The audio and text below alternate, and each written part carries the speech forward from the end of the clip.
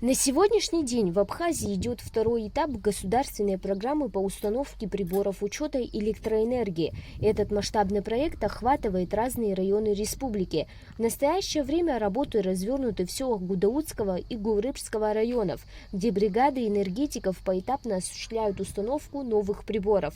В селах Адзюб, Житомыш, Ктол, Джгярда, Гуада и Тиол работы уже завершены. Сейчас работы активно ведутся в селах Багмаран, Лохны, Дури, Шкуанархуа. В ближайших планах старт работ в Сухумском районе, который запланирован уже на следующей неделе. Работы, конечно же, мы проводим поэтапные, да, то есть где сегодня, на сегодняшний день у нас наши трансформаторные подстанции и сети 0,4 киловатт были уже приведены как бы в порядок, мы сейчас работаем именно в этом направлении.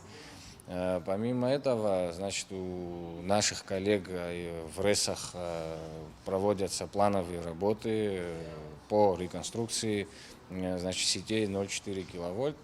Вот, поэтому как только мы получаем информацию, что там в определенном районе какие-то там трансформаторные подстанции были отреставрированы, мы, соответственно, следом приезжаем и начинаем устанавливать приборы учета.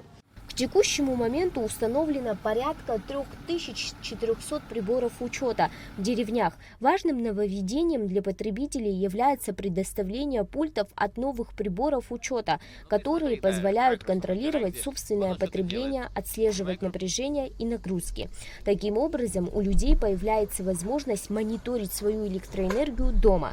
Современные приборы учета также помогают выявить майнинг-аппараты, отметил Даур Пипья. Установка приборов учета это очень сильно этому помогает, в том смысле, что люди уже понимают, что мы там обнаружим, что будет какое-то ненормальное потребление, которое мы будем отслеживать, в результате чего мы к этому абоненту придем и будем задавать вопросы, проверять, обследовать, почему у него такое потребление.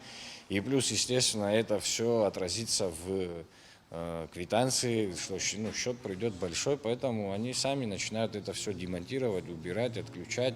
В случае возникновения ситуации, когда абонент не успел своевременно оплатить и произошло отключение света, предусмотрена возможность оплаты через специальное приложение Черноморэнерго. Только за прошлый месяц через приложение поступило 8 миллионов рублей. Население, которое, значит, не знает, как с этим работать, они все как бы могут позвонить контролеру.